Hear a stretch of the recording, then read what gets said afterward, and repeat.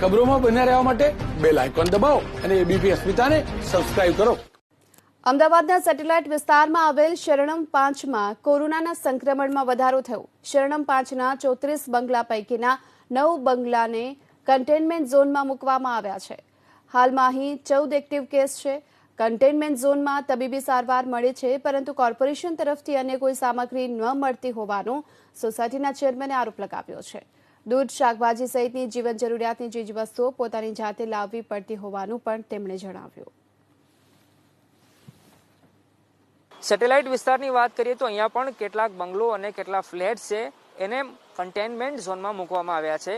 આપ જોઈ રહ્યા છો કે પ્રેરણા તીર્થ જે દેરાસર આવેલું છે એ રોડ પર આવેલ શરણમ 5ની વાત કરું તો અહીંયા કુલ 34 જેટલા બંગલો આવેલા છે, જેમાંથી 10 બંગલો છે અને તેમને માઇક્રો કન્ટેનમેન્ટ ઝોનમાં મૂકવામાં આવ્યા છે. મારી સાથે એના ચેરમેન છે, તેમની સાથે વાત કરીએ. એ કહો કે અહીંયા કેટલા કુલ તમારા બંગલો છે, કેટલા કેસ છે અને કેટલા કન્ટેનમેન્ટ ઝોન છે? 34 બંગલો છે અમારા સોસાયટીમાં અને અત્યારે અમારા એક્ટિવ કેસ અત્યારે 14 છે. કેટલા દિવસની પરિસ્થિતિ છે અને કયા પ્રકારનો સહયોગ? છેલ્લા 1 વીકથી દિવાળીના 2 દિવસ પછીથી કેસ વધવાના ચાલુ થયા હતા અને 3 દિવસ પહેલા કેસ વધારે થવાથી લોકો કન્ટેનમેન્ટમાં મૂક્યું છે. જે લોકો ક્વોરન્ટાઇન થયા છે એમની વાત કરીએ તો કયા પ્રકારની એમની મદદ મળી રહ્યા છે, એમને પૂરતો સહયોગ, કેવી રીતે સારવાર લઈ રહ્યા છે? કોર્પોરેશનમાંથી જ્યારે બી આ લોકોના રેગ્યુલરલી દવા માટે ને એના માટે સંજીવનીમાં એમના માણસો આવે છે, દવા આપી જાય છે અને જે બી જરૂર પડે વેસ્ટેજ ગાર્બેજ લેવા માટે બી એમની અલગ વ્યવસ્થા છે અને એમનો જેવો ફોન જાય છે એમાં રેગ્યુલર એ લોકો રૂટીનમાં આવે છે. જેટલા ઘરે જરૂર છે એટલા બધા ઘરે એ લોકો આવી જાય છે. કેવી મુવમેન્ટ કેવી રીતે રહે છે? બહારના અંદર આવી શકે છે, આવે છે, શું પરિસ્થિતિ? ખાસ કોઈની મેડિકલ ઇમરજન્સી સિવાય અમે ખાસ કોઈ મુવમેન્ટ કોઈ કરતું નથી. કોઈ અગવડતા કે તકલીફ હોય કોઈ એ પ્રકારની પરિસ્થિતિ ખરી? કેમ કે જે ક્વોરન્ટાઇન થયેલા લોકો છે તેઓને શાકભાજી અથવા તો જીવન જરૂરિયાતની વસ્તુઓ છે એ કેવી રીતે મહેનત થઈ રહી છે? હાલ 3 દિવસથી છે એટલે એ લોકો પાસે પૂરતો સ્ટોર હોવાથી એમને કોઈ એવી જરૂરિયાત ઊભી થઈ નથી.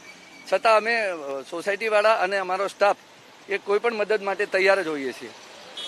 કોર્પોરેશનમાંથી અત્યાર સુધી આવ્યું હોય, કેમ કે જે લોકો ક્વોરન્ટાઇન હોય એને કોર્પોરેશન આપવાની વાત છે, પણ એ આવ્યું જ કઈ મદદ મળી છે ખરી? કોર્પોરેશનમાંથી કોઈ વસ્તુ આવેલ નથી. કોર્પોરેશનમાંથી ફેસિલિટી બધી પૂરી પાડવામાં આવે છે, મેડિસિન અને વેસ્ટેજ ને આ તે એમનું રેગ્યુલર ચાલે છે બધું. એમના ટેસ્ટ માટે કાલે એમને કેમ્પ રાખેલો, એમાં 23 જણનો ટેસ્ટ થયો અને અત્યારે 23 નેગેટિવ આવ્યા છે.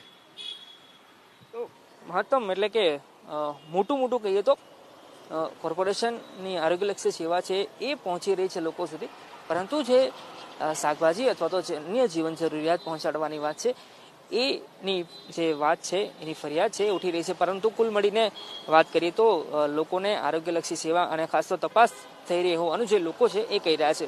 કેમેરામેન પિયુષ લેવા સાથે અર્પિત દરજી, એબીપી અસ્મિતા, અમદાવાદ.